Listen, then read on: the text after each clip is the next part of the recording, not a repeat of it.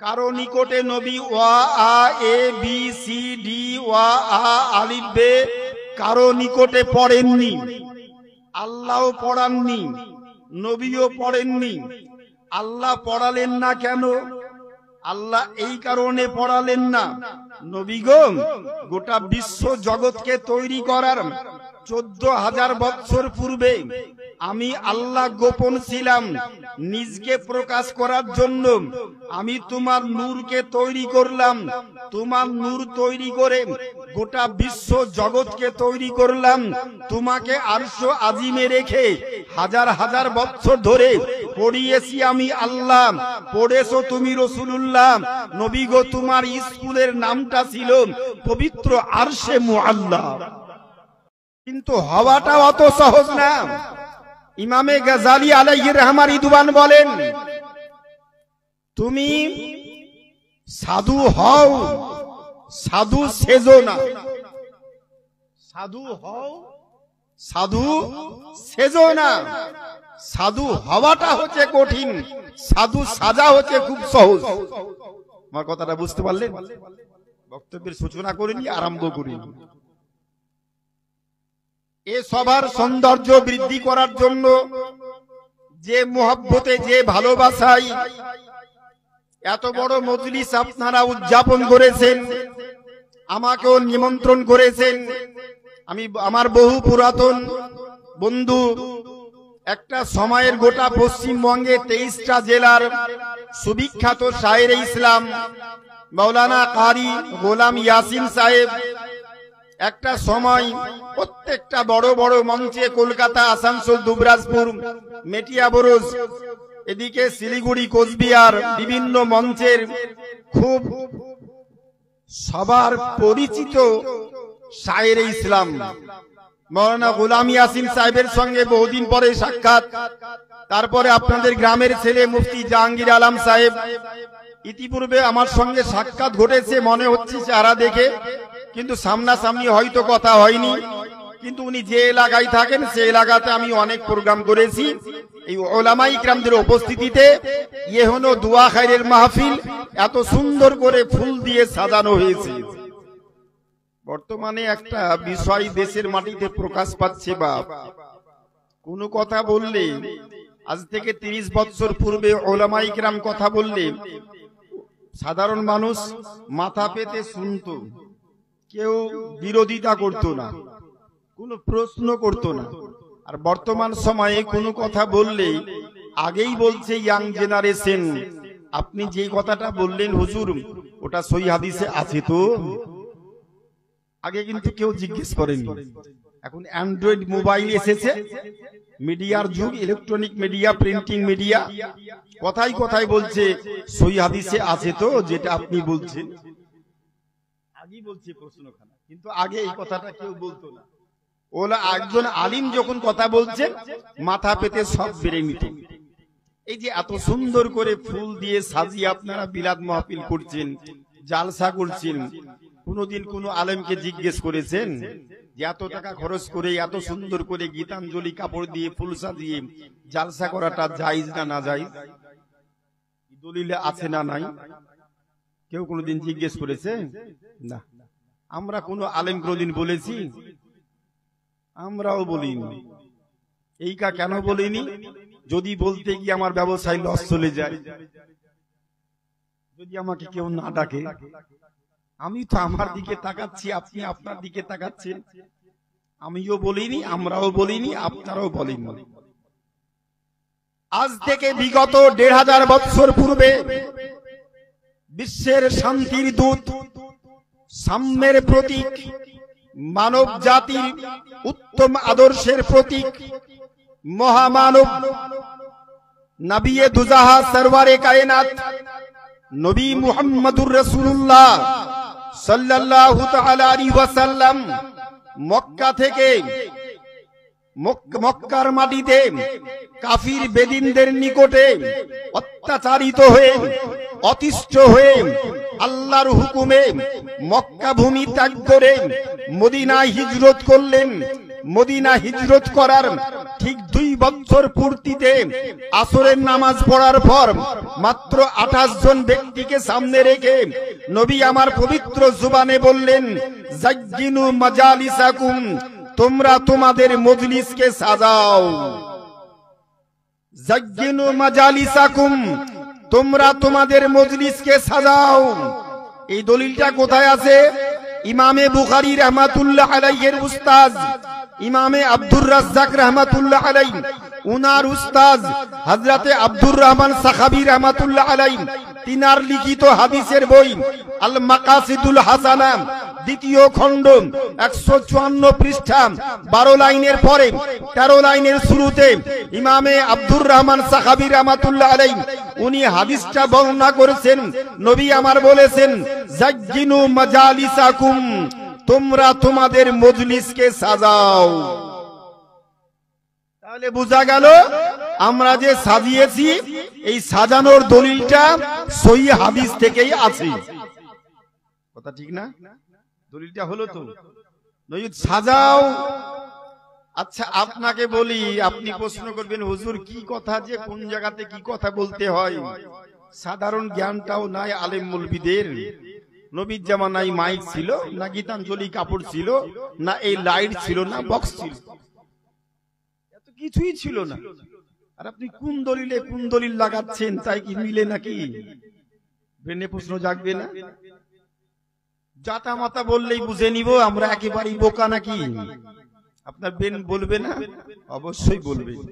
আচ্ছা আজ থেকে 30-40 বছর পূর্বে এই রাজনগর মডেল অত্র এলাকায় ছেলে মেয়ের বিয়ে শাদী হয়েছে তো? আচ্ছা আগের সময় ছেলে মেয়ের বিয়ে শাদী খানা হলে খানার ব্যবস্থা কেমন হতো আপনাদের এলাকায়? বাড়ির পিছনে আমবাগানে ধানের খড় বিছিয়ে দিয়ে, ত্রিপল বিছিয়ে ধানের খড় বিছিয়ে দিয়ে গোল করে লাইন করে চতুর্দিকে মানুষ বসে তৃপ্তি সহকারে মানুষ পেট ভরে খাবার খেত, খানা খেত না?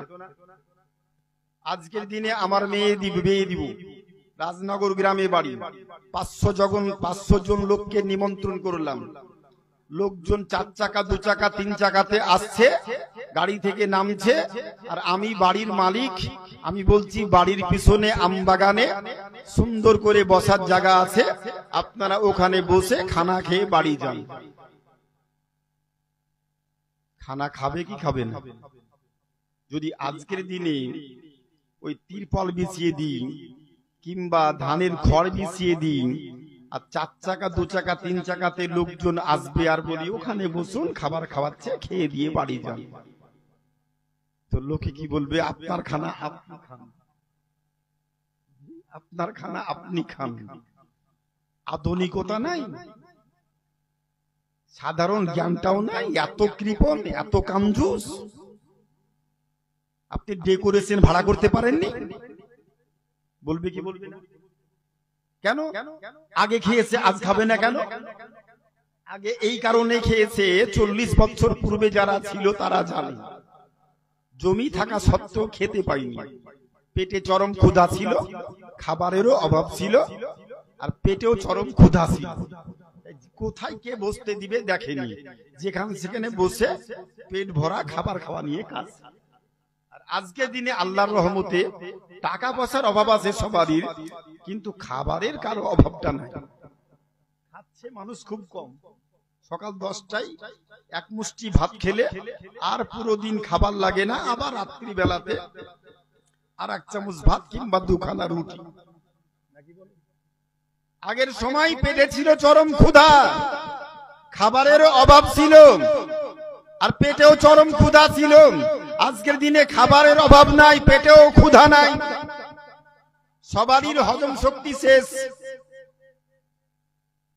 পরিশ্রম নাই, খাটনি নাই, খাবারও হজম হচ্ছে না। অতএব খাবে অল্প কিছু খাবার, সেই খাবারটা যেন শৌখিন হয়, সুন্দর বাছাই করা হয়, 4 টেবিলে বসে আরাম করে 2টি খেয়ে আবার সে চলে যাবে। কথা ঠিক বলছি না বাবা? বর্তমান সময়ের দিকে তাকিয়ে আমি আপনাকে ওই হাদিসটাই বলছি। নবী পাক 1500 বছর পূর্বে বললেন, তোমরা তোমাদের মজলিসকে সাজাও। তখনকার সময়ের ব্যবস্থাপনায় যা ছিল সাহাবায়ে কেরাম সাজিয়েছেন। আর 40 বছর পূর্বে যেমন প্রথা ছিল আমাদের এলাকায়, বিয়ে শাদী খানাতে, বিয়ে বাড়িতে, অনুষ্ঠান বাড়িতে তখনকার প্রথা যেমন ছিল তেমন আকারে ঠিক ছিল। আজকের দিনে যত টাকা খরচ করে প্যান্ডেল করে ডেকোরেশন নিয়েছে, বাবুর্চি নিয়েছে, উন্নত মানের বিরিয়ানি, পোলাও, ফ্রাইড রাইস, জিরা রাইস, আরো উন্নত মানের খাবার তৈরি করে আপনি যত পারবেন খাবার, ওটাও জায়েজ, এটাও জায়েজ। পূর্ব সময়ে জায়েজ ছিল, এটা হচ্ছে জায়েজ। নবীর জামানায় যেটা ছিল ওতে প্যান্ডেল করা জায়েজ, স্টেজ করা যায় জায়েজ। আজকের দিনে যেমন আছে তেমন করে প্যান্ডেল করা, স্টেজ সাজিয়ে সভা করা, ওই হাদিসে এটাও হচ্ছে জায়েজ। কথা বুঝতে পারেন না? ওটাও জায়েজ ছিল, এটাও জায়েজ।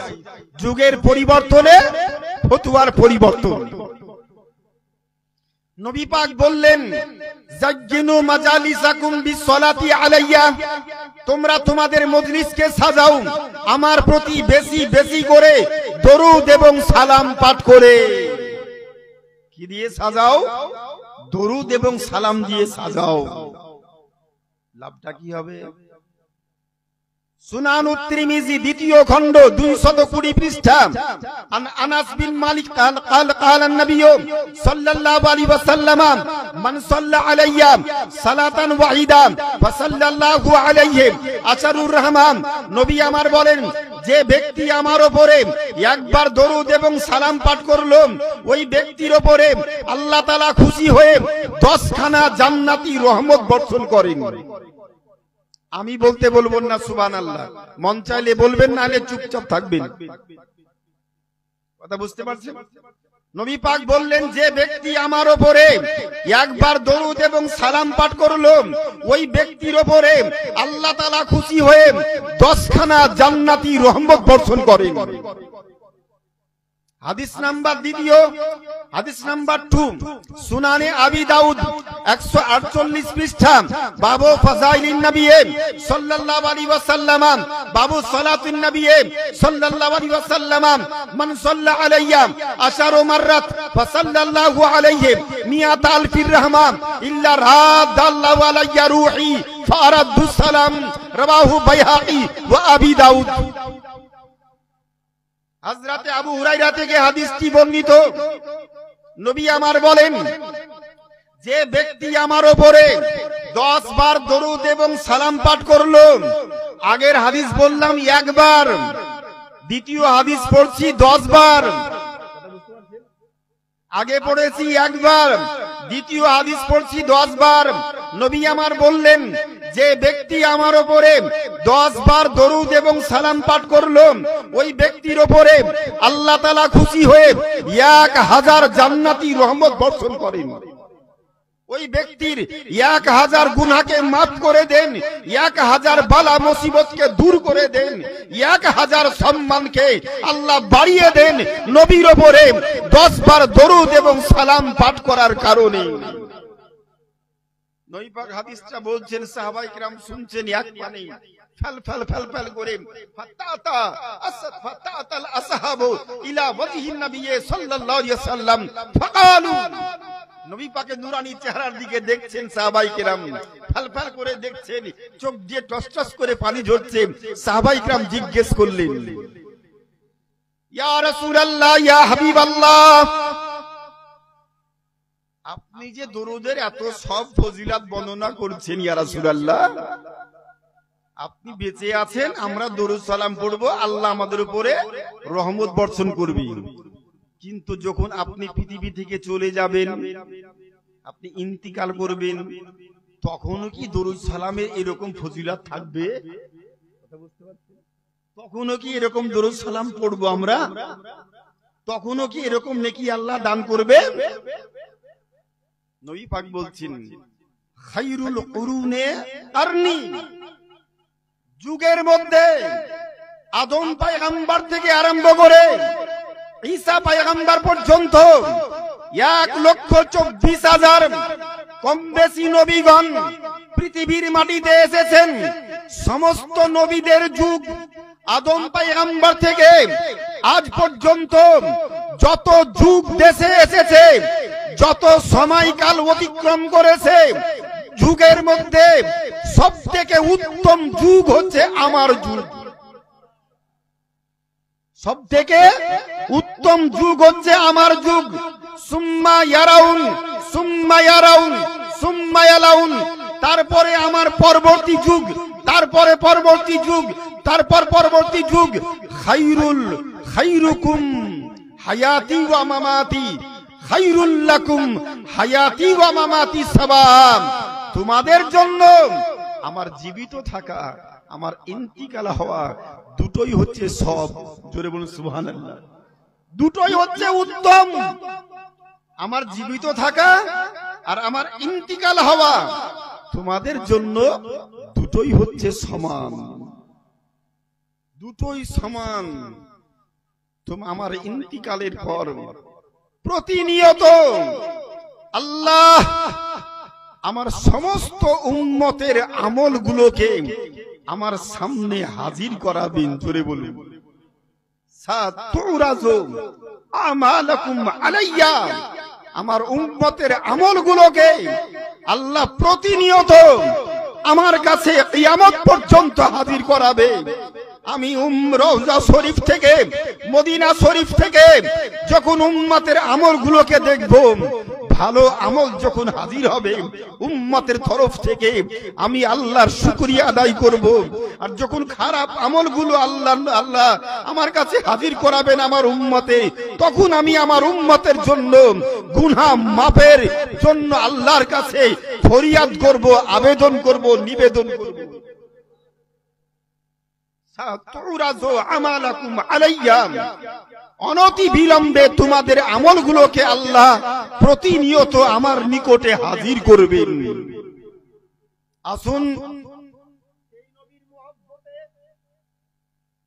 রাজনগর মডেল, এই পাড়ার নামটা কি? রাজনগর মডেল। এই মডেল রাজনগর মডেল, এই গ্রামে এই মহতি মিলাদুন নবী আয়োজিত হচ্ছে। এই মাহফিলে নবী পাক বলেছেন মিলাদুন নবীর স্থান, জালসা জৌলুসের স্থান, এটা হচ্ছে অস্থায়ী জান্নাতের টুকরো, অস্থায়ী জান্নাতের বাগান। এখানে থেকে যতক্ষণ থাকবে ততক্ষণ বান্দা বান্দির আমলনামায় শুধু ফেরেশতা নেকি লিখতে থাকবেন, নেকি লিখতে থাকবেন। এখানে কোনো ব্যক্তির ইন্তিকাল হলে ওই ইন্তিকালটা শহীদের ইন্তিকাল হবে, শহীদের ইন্তিকাল হবে, কারণ অস্থায়ী জান্নাতের বাগানেই বান্দা অবস্থান করছে। তাই সমবেতভাবে এই মাহফিলে আমরা মুখটা বন্ধ না করে সকলেই মহব্বতে একবার দরুদ শরীফ পাঠ করি, তারপরে বক্তব্যের সূচনা করি। বেশি বলবো না বলেছি আগে, তবে সূচনায় একটু দুটো কথা বললাম, এবার বক্তব্য শুরু হবে ইনশাআল্লাহ। আসুন একবার দরুদ পড়ি। আল্লাহুম্মা সাল্লি আলা মাওলানা মুহাম্মাদ ওয়া আলা আলি সৈয়দিনা মৌলানা মুহাম্মাদ সাল্লু আলা মুহাম্মাদিন সাল্লি আলা মুহাম্মাদ। हरदम ज़बान से निकालू पाक नामी मुहम्मद, हरदम ज़बान से निकालू शफीआना मुहम्मद सल्लल्लाहु अलैहि वसल्लम। लकल हम्दु या अल्लाह, अस्सलातु वस्सलामु अलैका या रसूलल्लाह। अम्मा बअद, फ़अऊज़ु बिल्लाहि मिनश शैतानिर रजीम, बिस्मिल्लाहिर रहमानिर रहीम।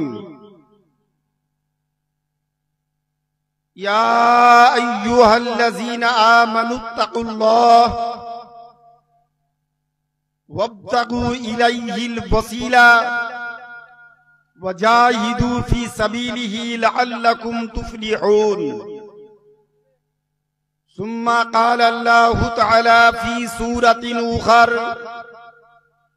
ইয়া আইয়ুহাল্লাযীনা আমানু লা তাকুলু রাঈনা বাল কুলু উনজুরনা ইয়া রাসূলাল্লাহ বাল কুলু উনজুরনা ইলা আখিরিল আয়াহ। সুম্মা ক্বালা আল্লাহু তাআলা ফি শানি হাবিবিহিল কারীম ওয়া ফি জাওয়ামি'in নাস ইয়া আইয়ুহাল্লাযীনা আমানু সাল্লু আলাইহি ওয়া সাল্লিমু তাসলিমা। আল্লাহুম্মা সাল্লি আলা সাইয়্যিদিনা মাওলানা মুহাম্মাদিন মা'দানিল জুদি ওয়াল কারাম ওয়া বারিক ওয়া সাল্লিম সালাতাও ওয়া সালামান আলাইকা ইয়া রাসূলুল্লাহ। আসসালাতু ওয়াসসালামু আলাইকা ইয়া নবিয়াল্লাহ। সমস্ত প্রশংসা মহান আল্লাহু রাব্বুল আলামিনের নিমিত্তে, যিনি এক, অদ্বিতীয়, নিরাকার, নিরঞ্জন, ওয়াহদাহু লা শারীকা লাহ, অনাথের নাথ, বিশ্ব স্রষ্টা আল্লাহু রাব্বুল আলামিনের জন্য যাবতীয় প্রশংসা গুণকীর্তন।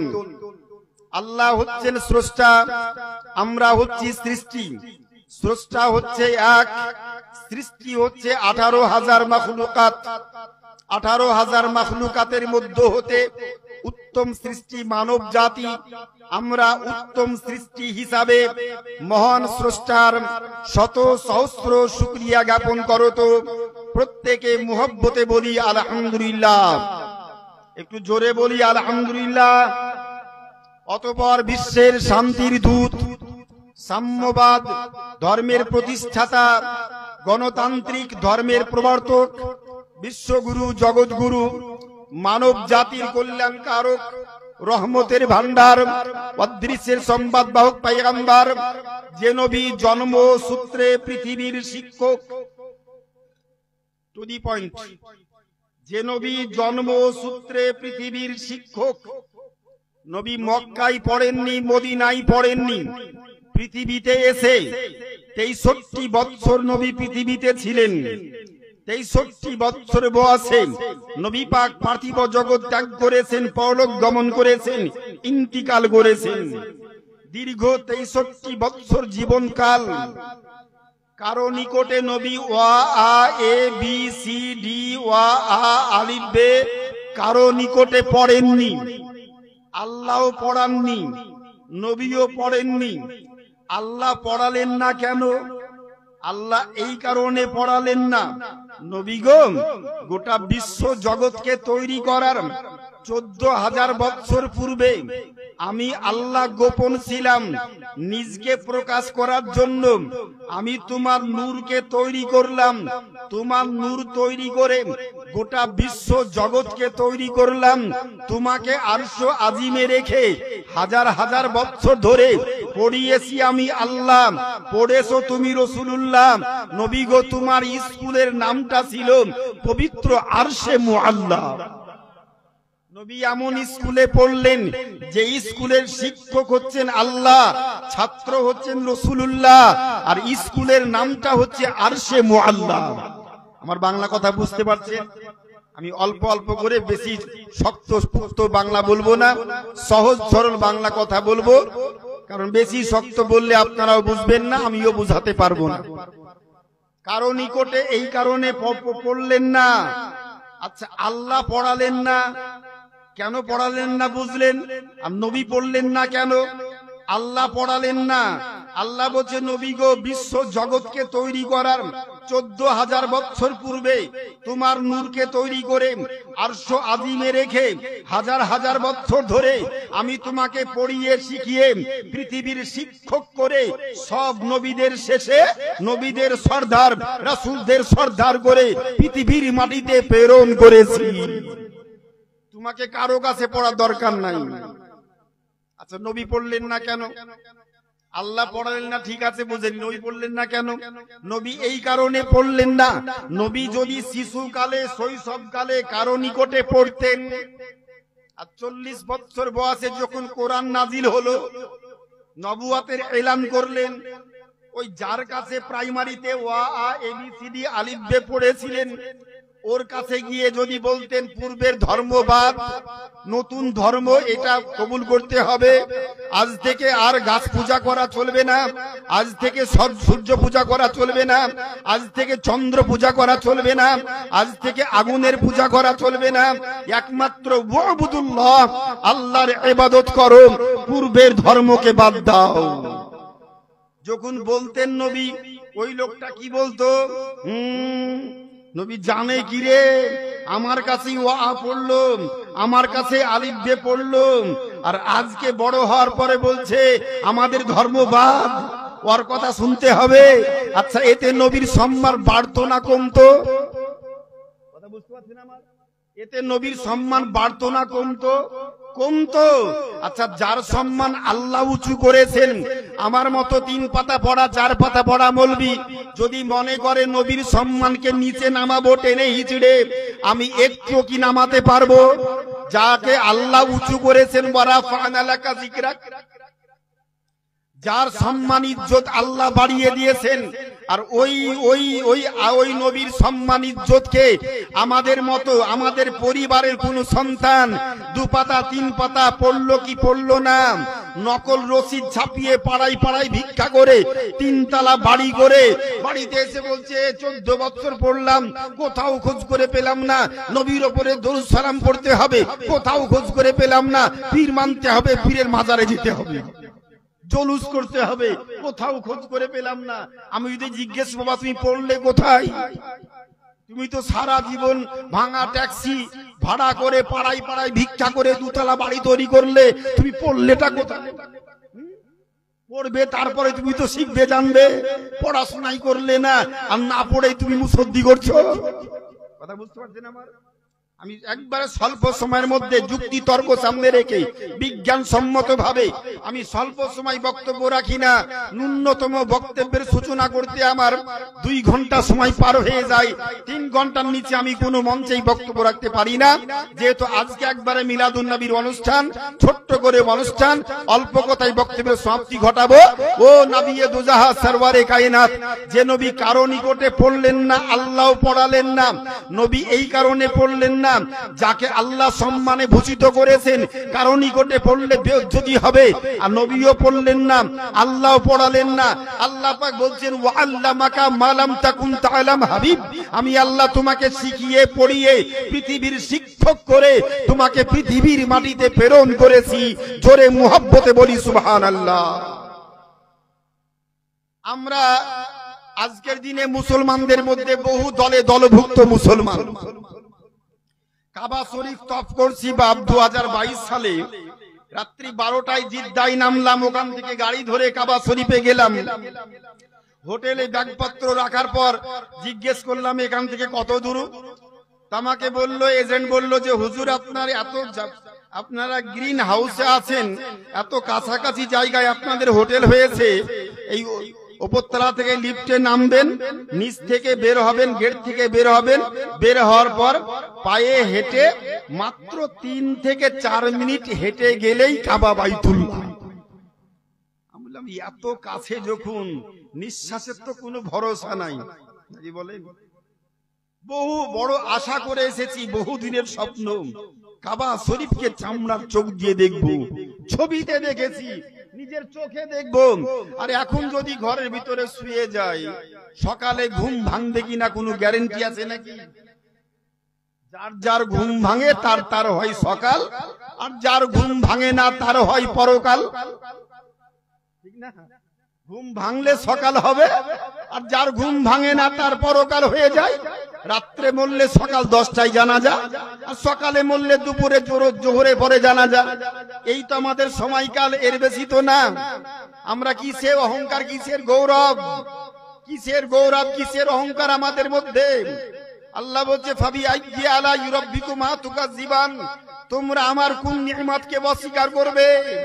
আমি আল্লাহ তোমাদেরকে 1 ফোঁটা পানি থেকে এত বড় স্ট্রাকচার তৈরি করলাম, হাত পা চোখ নাক কান গলা তৈরি করলাম, এক ফোঁটা বীর্য, এক ফোঁটা পানি থেকে বাপের পিচৈচারি স্থান হতে নির্গত হয়ে মাতৃ মায়ের গর্ভাশয়ে প্রবেশ করে এত ডিম্বাণু শুক্রাণু লড়াই করার পর একখানা থাকলো, আর এক ফোঁটা বিন্দু, এক ফোঁটা বীর্য পানি 40 দিন পানি পানি অবস্থায়, 40 দিন পরে পানি রক্ত অবস্থায়, 40 দিন পরে রক্ত থেকে মাংসপেশি, হাত পা, 4 মাস মায়ের পেটে থাকার পরে আল্লাহ রূহ দান করলেন।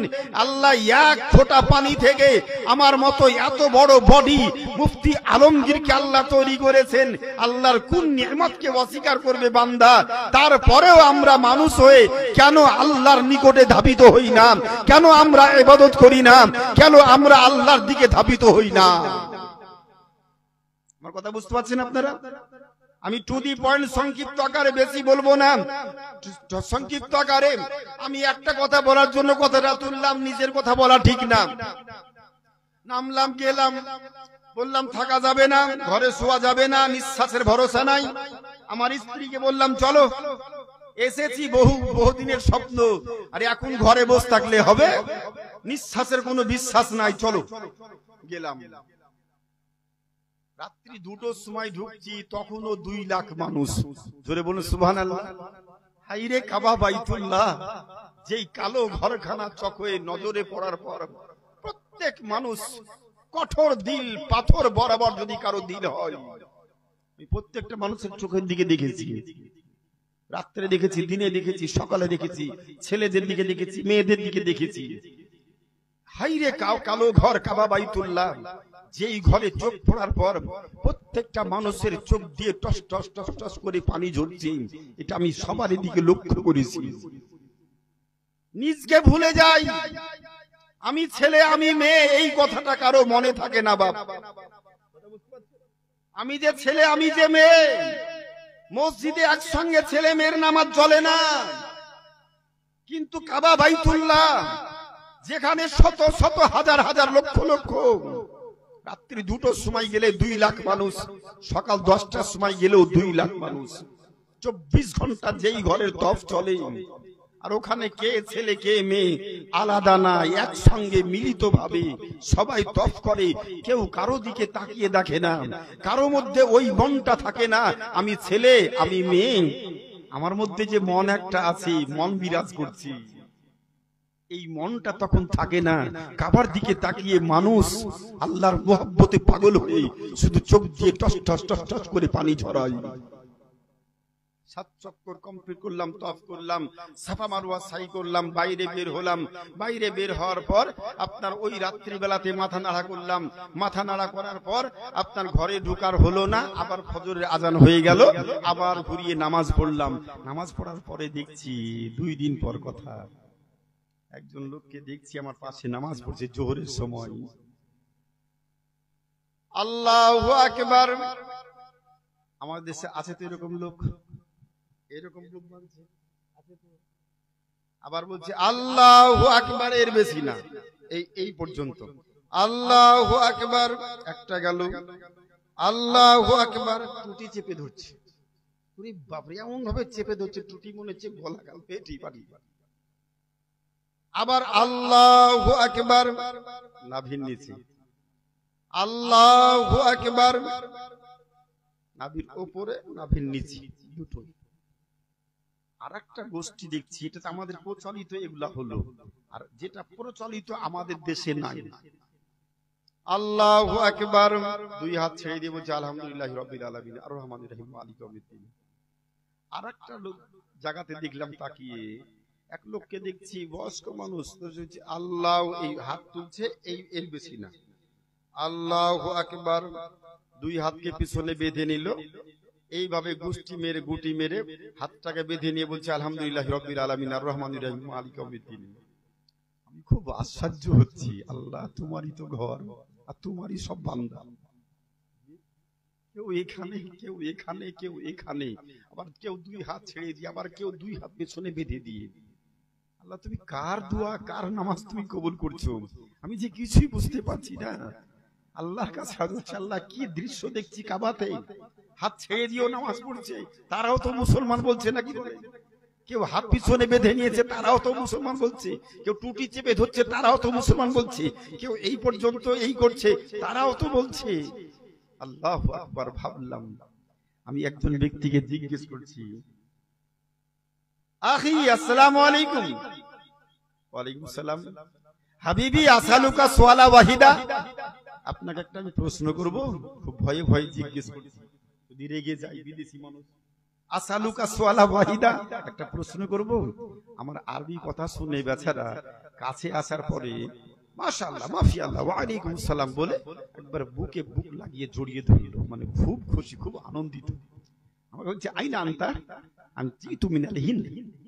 আপনি কোথা থেকে এসেছেন? আমি বলি ইন্ডিয়া। আমি জিজ্ঞেস করলাম যে আপনি? যে জি তুমি মিনাল মিসর, আমি মিশর থেকে এসেছি। মিশরের ব্যক্তি, আমি ইন্ডিয়ান মানুষ। আমার কথাটা শুনে ও মুগ্ধ, আমিও একটু প্লিজ মুগ্ধ হলাম। আমি জিজ্ঞেস করছি, ভাই আপনিও মুসলমান আমিও মুসলমান, আপনি হাত ছেড়ে দিয়ে নামাজ পড়ছেন? হাদিসে তো কোনো জায়গাতে হাত ছেড়ে নামাজ পড়ার কথা পাইনি খোঁজ করি। আমি 30 বছর ধরে মৌলবি মুফতি পাস করেছি, ছাত্রদেরকে পড়ালাম, এখনো পড়াচ্ছি। আমার শিক্ষকতা জীবন চলছে 29 বছর 2 মাস 18 দিন আজকের দিন। তো 30 বছর আমি শিক্ষকতা করছি, তা আমি তো এরকম দলিলটা কোনো জায়গাতে পাইনি। সব জায়গাতে পেয়েছি ওয়াজুল ইউমনা আলাল আইসার তাহাতা সুররাতিহি, ডান হাতটা বাম হাতের কবজা ধরে হাত ছেড়ে দিয়ে নামাজ পড়া না ভিন্নিসি। এটাই তো সিয়াসাতের হাদিসে পেয়েছি, কিন্তু আপনি এটা কোন দলিলে পেলেন? উনি আমার দিকে তাকিয়ে বলছে মাশাআল্লাহ মাফিয়াল্লাহ মাশাআল্লাহ মাশাআল্লাহ। আমি মাশাআল্লাহ বললে তো হবে না, আপনি বলছেন কিন্তু কেমন করে জায়েজ, আমাকে দলিলটা দিবেন তো। যদি দলিল থাকে তাহলে আমি এটা করব কেন? আমিও ছেড়ে দিয়ে নামাজ পড়বো। দলিলে থাকে আপনিও মুসলমান আমিও মুসলমান, যদি দলিল থাকে তা আমি আপনার দলিলটা মানবো, আর দলিলে না থাকলে আপনাকে আমার দলিলটা মানতে হবে। দুটোর মধ্যে একটা। ইচ্ছা মতো তো শরিয়ত চলবে না, শরিয়ত চলবে নবীর কথা মোতাবেক। আমাকে বলছে হুজুর আপনি ঠিক, সাদ্দাকতা সাদ্দাকতা সাদ্দাকতা, ঠিক বলছেন, আপনি সত্য কথা বলছেন, একবারে ভালো মানুষ, আপনি সত্য কথা বলছেন, আমাদের কোনো অসুবিধা নাই। আমরা যে ইমামকে মানি ওই ইমামও এরকমই হাত বাঁধতেন। কিন্তু শেষ সময়ে আমাদের ইমাম আহমদ বিন হাম্বল রাহমাতুল্লাহ আলাইহি দীর্ঘ 40 দিন জেলখানার ভিতরে ছিলেন, অনাহারে ক্ষুধার্ত অবস্থায়, এক ঢোক পানি পান না করে 40 দিন ওই জেলখানার ভিতরে আল্লাহর ধ্যানে লিপ্ত থেকেছেন জেলখানায়। সম্রাট বাদশাহ শাসক বাদশাহ মামুন, বাদশাহ হারুন রশিদের দ্বিতীয় পুত্র মামুন রশিদ, তার সমসাময়িককালের ঘটনা। কিন্তু পরবর্তীতে আমার ইমাম যখন বাদশার কথা অমান্য করলো, কোরআনের কথার উপরে প্রাধান্য দিল, গুরুত্ব দিল, তখন ইমামের প্রতি বাদশাহ মামুন জল্লদ নিযুক্ত করে প্রতিদিন সকাল হলে 40টি করে চামড়ার চাবুক আমাদের ইমামকে মানার হুকুম দিয়েছিল বাদশাহ মামুন। আমাদের ইমাম আহমদ বিন হাম্বল মিশরের জেলখানার ভিতরে, আল্লাহু আকবার, 41 দিন 42 দিন করতে করতে করতে করতে 72 দিন পর্যন্ত, মানে 32 দিন জেলখানার ভিতরে প্রতিদিন 40টি করে চামড়ার চাবুকের আঘাত খেয়েছেন। চামড়ার চাবুক হাতে পড়ে পড়ে পড়ে পড়ে পড়ে পড়ে হাফিজে কোরআন, তা সত্ত্বেও ফতোয়ার পরিবর্তন করেননি। বাদশাহ মামুন এটাই বলেছিল, বাদশাহ মামুন বলেছিল দেশের মানুষ বলো কোরআন ধ্বংসশীল না পৃথিবী ধ্বংসশীল? সেই দিন দেশের ইমান চোর পেটমাদারি মৌলবি সমাজ বলেছিল যে কোরআন ধ্বংস হবে, পৃথিবী ধ্বংস হবে না। কিন্তু জগৎ বিখ্যাত ইমামে আহমদ বিন হাম্বল রাহমাতুল্লাহ আলাইহি উনি বুক টান করে বলেছিলেন আমি আশিকে রাসূল, আশিকে ইমাম হোসাইন। আশিকে ইমাম হোসাইন কার নাম? আশিকে ইমামে হোসাইন, আশিকে রাসূল, आशिके वली, आशिके औलिया जान देने से नहीं डरते, ये सर रह जाए या कट जाए कुछ परवाह नहीं करते। যারা আল্লাহর দোস্ত প্রেমিক আশিক হয়ে যায় তাদের নিজের প্রাণকে আল্লাহর রাস্তায় কুরবানি করতে একটু দ্বিধাবোধ করেন না। জগৎ বিখ্যাত ইমাম হাফিজে কোরআন আহমদ বিন হাম্বল বলেছিলেন, যতক্ষণ নিঃশ্বাস যাওয়া আসা করছে ততক্ষণ পর্যন্ত প্রতিজ্ঞাবদ্ধ আমার একটাই ফতোয়া থাকবে, কোরআন অধ্বংসশীল বস্তু, পৃথিবী ধ্বংসশীল বস্তু। কোরআন ধ্বংস হবে না, পৃথিবী ধ্বংস হবে। তোমার কাজ তুমি করো, আমার কাজ আমাকে করতে দাও। জোরে বলবেন না সুবহানাল্লাহ। আমার কাজ আমাকে করতে দাও, তোমার কাজ তোমাকে করতে দাও। তুমি তোমার হুকুম পালন করো জল্লাদ, তুমি বাদশার হুকুম পালন করো, আর আমি বিশ্ব বাদশা, বিশ্ব মালিক আল্লাহর হুকুম পালন করে আমি আমার জায়গাতে অটুট অমর থাকবো। 40টি করে চাবুক পড়ে পড়ে দুই হাতগুলো চামড়া ছিলিয়ে বিলিয়ে গিয়েছিল, রক্ত গড়ে গড়ে হিমোগ্লোবিন শেষ হয়ে গোটা শরীরটা ফ্যাকাশে হিমোসায়াসিনে পরিণত হয়েছিল। আল্লাহু আকবার। হাত তুলতে পারেননি। তা আমাদের ইমাম উনি দাঁড়িয়ে নামাজ পড়েছেন জেলখানার ভিতরে মার খাওয়ার পরেও, কিন্তু আল্লাহু আকবার বলেছেন, হাত তোলার শক্তি ছিল না তো হাত ছেড়ে দিয়ে নামাজ পড়েছেন। আমরা যেহেতু ইমামকে মানি তাই হুজুর আমরা হাত ছেড়ে দিয়েই নামাজটা পড়ি। এটা মুহাব্বত। জোরে বলুন সুবহানাল্লাহ। আমি আপনাকে পক্ষপাতিত্ব কথা ফতোয়া বলছি না, বাহাস মুনাজারায় আসেনি। আমি বোঝানোর জন্য কথাগুলো বললাম, শিক্ষামূলক জ্ঞানমূলক কথাগুলো আপনাদের সামনে আমি উপস্থাপন করলাম। সর্বোপরি শেষ আলোচনা, আমরা বহুজন বহু কথা বলছি, নামাজও পড়ছি, আবার পীরের বিরুদ্ধে, গাউসের বিরুদ্ধে, ওলির বিরুদ্ধে ফতোয়াও দিচ্ছি। নামাজে বলছি ইয়াকা না'বুদু ওয়া ইয়াকা নাস্তাঈন, আল্লাহ খাস করে আমরা তোমার ইবাদত করি, তোমার নিকটে সাহায্য প্রার্থনা করি। বলছি না, বলছি তো আমরা তোমার কাছে সাহায্য প্রার্থনা করি, কারো কাছে চাই না। তাহলে আবার কারো কাছে গিয়ে চাইছে কেন? কেউ গাছের কাছে গিয়ে, কেউ মূর্তির কাছে গিয়ে, কেউ পাথরের কাছে গিয়ে, কেউ কুকুরের কাছে গিয়ে, হনুমানের কাছে গিয়ে, বাদরের কাছে গিয়ে, গরুর কাছে গিয়ে, ব্যাঙের কাছে গিয়ে বলছে ওম নমস্তে সর্বভূত নমো হোতারমিন্দ্র মহাসুরিন্দ্রা শ্রেষ্ঠং শ্রেষ্ঠং পরমং পূর্ণং আল্লাহু রাসূল মুহাম্মাদার কঙ্গ বরসু বল্ল বল্লাম ইল্লাল্লাহি ইল্লাল্লাহ লা ইলাহা হারতি পাপম ইল্লা ইলাহা পরম পদম জনম বৈকুণ্ঠ পরম আপানাতীত জপি নামো মুহাম্মাদাম। আল্লাহ বলছে হলো না, হলো না, হলো না। মুসলমান বলছে, এখানে হাত পেতে বলছে ইহদিনাস সিরাতাল মুস্তাকিম, এখানে হাত পেতে বলছে আলহামদুলিল্লাহি রাব্বিল আলামিন, এখানে হাত পেতে বলছে আলহামদুলিল্লাহি রাব্বিল আলামিন, এখানে হাত পেতে বলছে আলহামদুলিল্লাহি রাব্বিল আলামিন, এখানে হাত পেতে বলছে আলহামদুলিল্লাহি রাব্বিল আলামিন। আল্লাহ বলছে ইহদিনাস সিরাতাল মুস্তাকিম, বান্দা বলছে ইহদিনাস সিরাতাল মুস্তাকিম। আল্লাহ আমাদেরকে সোজা পথে চালাও, সোজা পথে চালাও। সিরাতাল্লাযিনা আন'আমতা আলাইহিম, ওই পথে চালাও যেই পথে চলার কারণে যাদেরকে তুমি পুরস্কৃত করেছো, যাদের মধ্যে জান্নাত বন্টন করেছো, যাদের মধ্যে নিয়ামত দান করেছো, আল্লাহ ওদের পথে চালাও। আর আল্লাহ বলছে মানুষের মধ্য থেকে আমি 4 শ্রেণীর মানুষের মধ্যে জান্নাত বন্টন করেছি।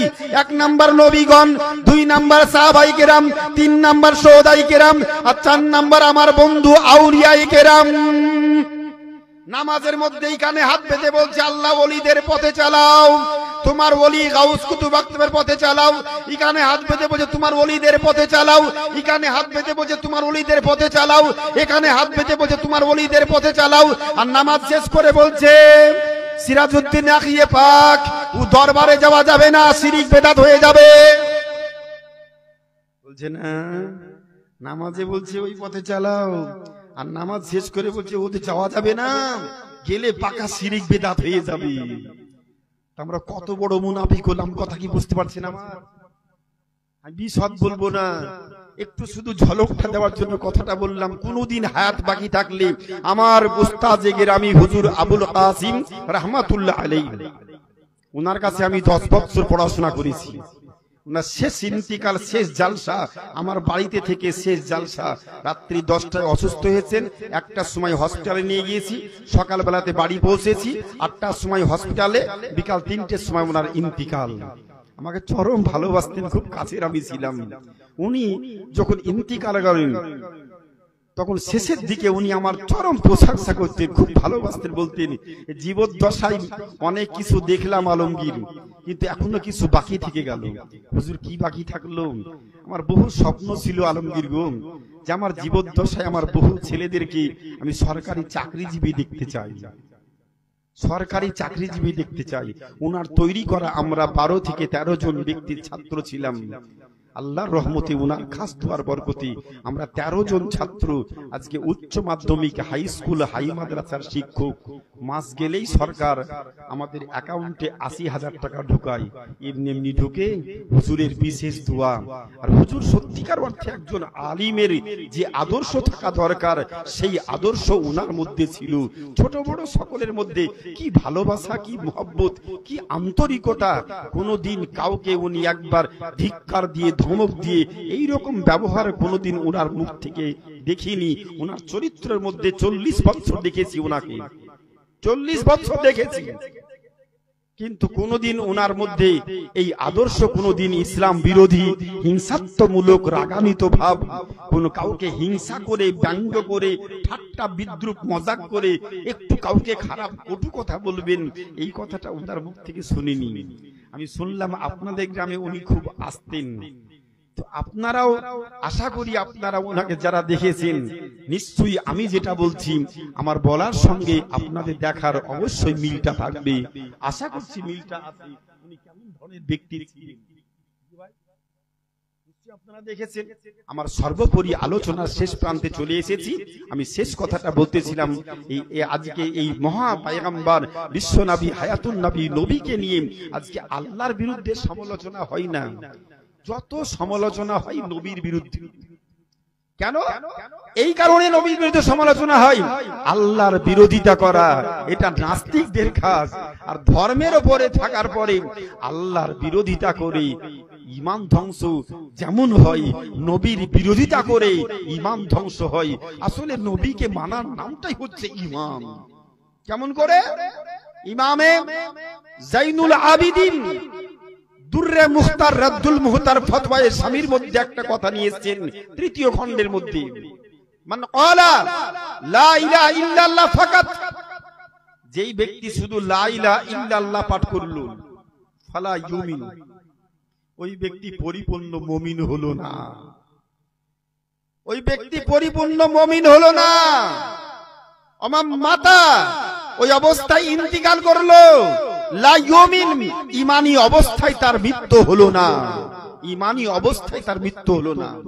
আমান ক্বালা মুহাম্মাদুর রাসূলুল্লাহ, আর যেই ব্যক্তি মুহাম্মাদুর রাসূলুল্লাহ পাঠ করলো, এখানে আল্লাহর নামটাও আছে, নবীর নামটাও আছে, ওখানে শুধু আল্লাহর নাম আছে, নবীর নাম নাই।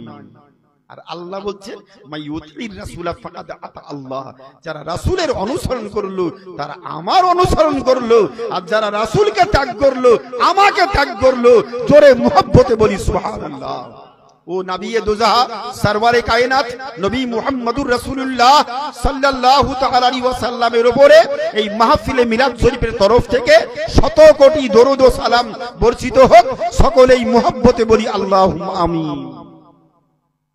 সূচনার মধ্যেই বক্তব্য শেষ, কেবল শুরু করলাম আর কেবলই বক্তব্য আমার শেষ। আচ্ছা সবাই আমিন বললেন তো? আমি মেদিনীপুরে কেশপুর কলেজ মাঠে প্রোগ্রাম করছি, কয়েকবার গিয়েছি ওখানে আমি মেদিনীপুরে। আসলে আমাকে আল্লাহ বিভিন্ন জায়গায় আমন্ত্রণ করে দেন। আমি কলেজে, স্কুলে বিভিন্ন সরকারি প্রোগ্রাম করতে যাই। আপনার অনেক কিছু সরকারি কাজের সঙ্গে যুক্ত আছি, বিভিন্ন মাইনরিটি সংখ্যালঘু দপ্তরের মধ্যে, এই মাদ্রাসা, পশ্চিমবঙ্গ মাদ্রাসা বোর্ডের বিভিন্ন দপ্তরে এক্সামিনার, বিভিন্ন বিষয়ের উপরে আমি একটু যুক্ত আছি বলে বিভিন্ন সময় বিভিন্ন স্কুল, কলেজে, মাদ্রাসায় সরকারি প্রোগ্রাম হলে একটু 2-4টি কথা বলার জন্য আমাকে নিমন্ত্রণ করে যাই। আমি ওখানে বলছি 100 কোটি দরুদ ও সালাম পাক মদিনায় বর্ষিত হোক। সবাই বলে আমিন, পাবলিক বলছে আমিন। আমি হঠাৎ করে ব্রেনে একটা কথা জাগালাম, আমি জিজ্ঞেস করছি সবাই আমিন বললেন তো? প্রায় 10 থেকে 15,000 লোক। আমার সবার স্টেজের মঞ্চের সভাপতি, লাল টুকটুকে ফুটফুটে চেহারা, 54-56 বছর বয়সী ব্যক্তি, চোখে দামি চশমা চোখে দিয়ে সুন্দরভাবে বসে আছে, আমার দিকে তাকিয়ে মুচকি হাসছে, হেসে বলছে হুজুর দেশের লোক পাগলা বোকা, তাই আপনার কথা শুনে আমিন বলেছে, আমি কিন্তু আমিন বলিনি। পণ্ডিতটা কে হলো বলেন তো? ও 10,000 লোক আমিন বলেছে, ও আমিন বলেনি। আচ্ছা, যদি আপনাকে আমি আমিন বলতে বললাম, রাজনগর মডেলের মানুষ আপনারা আমিন বলেন, বলতে বললাম, আপনি বললেন না, তো না বললে আপনাকে জোর করে বলা হবে নাকি? হ্যাঁ, আমি কি এই কাজ করতে এসেছি নাকি? ইসলাম কি জোর করে কারো উপর চাপিয়ে দিবে নাকি? না, ইম্পসিবল, অসম্ভব, অত সহজ না। তাহলে আপনি মন চাইলে পড়বেন, নাই পড়বেন নাকি বলেন? তুই বলেনি ঠিক আছে, তো লোকের সামনে বলা কি দরকার? দেশের লোক বোকা পাগলা তাই বলেছে, আমি পণ্ডিত তো তা আমি বলিনি। উনি ওটাই বলতে চাইছে বকলমে, যে দেশের লোক পাগলা বোকা তো হুজুর, তাই আমিন বলেছে, আমি কিন্তু আমিনটা বলিনি। ও আচ্ছা আচ্ছা, কেন বলেননি? আমাকে বলছে কি বলবো আপনাকে, আপনারা তো আলিফ বে পড়া লোক, বিজ্ঞান দর্শন ইতিহাস ভূগোল ভালো বুঝেন না। আলিফ বে পড়া লোক, আপনি বিজ্ঞান ভালো বুঝবেন? ও আমাকে চিনে না, জানেই না আমি বিজ্ঞান বুঝি কি বুঝি না। আমি সেই দিন ওকে বলেছিলাম বিজ্ঞান কাকে বলে। 111 জন বিজ্ঞানীর জীবনী মুফতি আলমগীর হোসেনের মুখে একবারে ফুটস্থ। 111 জন বিজ্ঞানীর জীবনী একবারে পুঙ্খানুপুঙ্খানু, জন্ম থেকে মৃত্যু, কোন বিষয়কে সামনে রেখে কি বিষয় আবিষ্কার করেছি, লাইট কেমন করে আবিষ্কার হলো, মোবাইল কেমন করে আবিষ্কার হলো, রেডিও কেমন করে আবিষ্কার হলো, মাইক কেমন করে আবিষ্কার হলো, কোরআনের কোন আয়াত থেকে রিসার্চ করে, কোন বিজ্ঞানী রিসার্চ করে আয়াত আবিষ্কার করেছি, এই মোবাইলের সিম কেমন করে আবিষ্কার হলো, এখানকার চিপস কেমন করে আবিষ্কার হলো, এখানকার ইলেকট্রনিক মেশিনটা কেমন করে আবিষ্কার হলো, সবার উপরে রিসার্চ গবেষণা আমার 2 বার হয়ে গিয়েছে। ও জানেই আলিফ বে পড়া বলবি মানে এরা আরবি ছাড়া কিছু বুঝে না। কিন্তু আমি যে আল্লাহর রহমতে, আমার বাপ মায়ের দোয়ার বরকতে আমি বাংলায় যেমন বক্তব্য রাখতে পারি, আল্লাহর রহমতে আমি 2-3 ঘন্টা ইংরেজিতে সম্পূর্ণ বক্তব্য রাখতে পারি, এটা আমার পীর মুর্শিদের বিশেষ দোয়া। কিন্তু আমি এতক্ষণ পর্যন্ত কোনো ইংরেজি একটাও বলেছি? কিছু আইরেট মৌলবীর আমদানি ঘটেছে এই ওই পার বাংলার, জানে না কিছু, নিজকে মনে হচ্ছে বিরাট পণ্ডিত, 2টা ইংরাজি বলছে মনে করছে বিরাট পণ্ডিত, আমার ঠিক আর পণ্ডিত ইংরাজিতে কেউ নাই। কখনো বলছে নবী মা খাদিজাতুল কুবরা ইনটেক ছিলেন না, ভার্জিন ইনটেক, উল্টে পাল্টা ভাষা। আবার কদিন আগে বললো কাউবয় কাউবয় কাউবয়, দুটো ইংরেজি শিখে নিয়েছে, মনে করছে বিরাট পণ্ডিত হয়ে গেছে। কাউবয় কথাটি আরব দেশের ইহুদি খ্রিস্টানেরা বলেছিল। আল্লাহ পাক 1500 বছর পূর্বে ওই কাফির বেদিনদের দিকে তাকিয়ে বলেছিলেন, লা তাকুলু রাইনা, খবরদার আজ থেকে তোমরা কেউ নবীকে রাখাল বলবে না, রাখাল বলবে না, বল কুলু উনজুরনা, বরং তোমরা বলবে ইয়া রাসূল জুরনা, ইয়া রাসূলুল্লাহ, হে আল্লাহর রাসূল আপনি আমাদের দিকে নজর করুন, নজর করুন, খেয়াল করুন। 1500 বছর পূর্বে কাফির বেদিনরা বলেছিল, আর 1500 বছর পর তার বংশ পরম্পরায় এই বাংলাদেশের এক নতুন আবিষ্কৃত হয়েছে ওই শয়তানের চালা। দুটো ইংরেজি বলে বলছে নবী ছিল কাউবয় কাউবয়। যখন কারো বিরুদ্ধে বলি না, যখন বলতে আরম্ভ করি, কাউকে ছাড়ি না, কিন্তু কাউকে ছেড়ে কথাও বলি না। ওর জন্য পাহাড় পরিমাণ দলিল মজুদ আছে।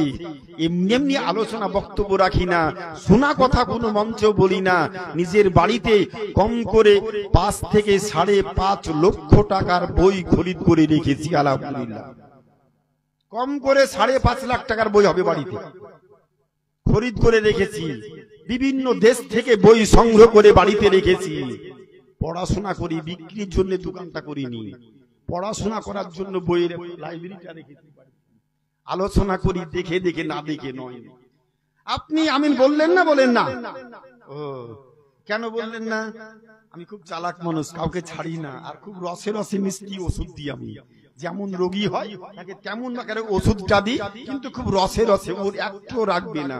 কিন্তু ওকে একেবারে আমি এমন ওষুধ দিব, হাই পাওয়ারের 500 mg ক্যাপসুল, কিন্তু পরক্ষণে বুঝবে ক্যাপসুলের কেমন ব্যথা যন্ত্রণা। সামনাসামনি কিন্তু বুঝবে না, পরে বাড়িতে গিয়ে বুঝবে কি দেওয়া দিয়ে গেল মুফতি সাহেব। আমি বললাম, বলেননি আমিন? না না, কেন? তো বলছি বিজ্ঞানের যুগ হুজুর, এক দেশ থেকে অপর দেশে কথা যায় স্যাটেলাইটের মাধ্যমে, আয়নোস্ফিয়ার তরঙ্গের মাধ্যমে, টাওয়ারের মাধ্যমে। ওটা তো আপনারা ভালো বুঝেন না। ও আচ্ছা আচ্ছা আচ্ছা, আপনার বাপ মা বেঁচে আছে না মরে গিয়েছে গো? দুটোই নাই। ঠিক বলছেন তো? আমাকে বলছে অন্য জায়গায় মানুষ একটু মিথ্যা কথা বলে, কিন্তু বাপ মা মরে গিয়েছে না বেঁচে আছে এই জায়গাতে মানুষ কেউ কি মিথ্যা কথা বলে নাকি? আব্বা নাই মাও নাই। আচ্ছা আচ্ছা, খুব ভালো খুব ভালো। আচ্ছা যদি বলি, বলিনি এখন, যদি বলি ইফ অ্যানি, যদি বলি, ভালো করে কথাটা রিপ্লাই দিলাম যাতে ভুল বুঝে নিয়ে আমার উপরে আঘাত হয়ে যায়, মারপিট আরম্ভ হয়ে যায়। আমি বললাম যদি বলি, বলিনি এখন, যদি বলি আপনার বাপটা হারামি ছিল, আপনার মাটাও হারামি ছিল, একটু একটু রাগ টাগ হবে নাকি? আচ্ছা আপনার বাপ হারামি ছিল, আপনার মা হারামি ছিল, কাউকে আমি ধরে নিয়ে সেখানে সামনে দাঁড় করি বলছি আপনার বাপ হারামি ছিল, আপনার মা হারামি ছিল, আর রাগটা হবে কি হবে না? রাগ হবে না কার? যে পাগল হবে তার রাগটা হবে না। পাগল ছাড়া সবারই রাগটা হবে, পাগল ছাড়া সবারই রাগ হবে। আর যদি পাগল হয় আর কি বুঝবে? গালি দিলেই বাকি, ওকে গান গাইনি বাকি, আর গালি বললেই বাকি। ও তো কিছু বুঝে না, পাগল, বুদ্ধিহীন, জ্ঞানহীন। আমি বললাম যদি বলি, এখনো বলিনি, যদি বলি আপনার বাপটা হারামি ছিল, একটু রাগটা হবে নাকি? ও এই কথাটা শোনার পর পাই না যে মাইকের স্ট্যান্ডটা তুলে আমার মাথার উপরে চাপিয়ে দেয়। আচ্ছা তো বেদব লোক, আপনি শিক্ষিত মানুষ, জ্ঞানী মানুষ, আপনাকে আমরা খুব আদর করে ডেকে নিয়ে এসেছি মুর্শিদাবাদের বক্তা হিসাবে, কিন্তু আপনি আমার বাপকে গালি দিলেন। আমার বাপ হাজী সাহেব ছিলেন, 5 বছর আগে মারা গিয়েছে বেচারা, জান্নাতি লোক, আর আপনি হারামি বলছেন। আমি বললাম অত পাগল আমি নই, 10,000 লোক সাক্ষী আছে, আপনার বাপকে আমি গালি দিইনি। কি কথা বলেছি? যদি বলি আপনার বাপ হারামি ছিল, এখনো তো বলিনি। রাগ করছেন কেন? কথা বুঝতে পারছেন না? যদি বলি, এখনো তো বলিনি। বললে তো আপনি রাগ করবেন, আর না বলে আপনি রাগ করছেন। আচ্ছা লোক, আপনি শিক্ষিত মানুষ, আপনি বুদ্ধিমান লোক। ও তাই তো হুজুর, এবার বুঝে নিয়েছি, তাই তো হুজুর।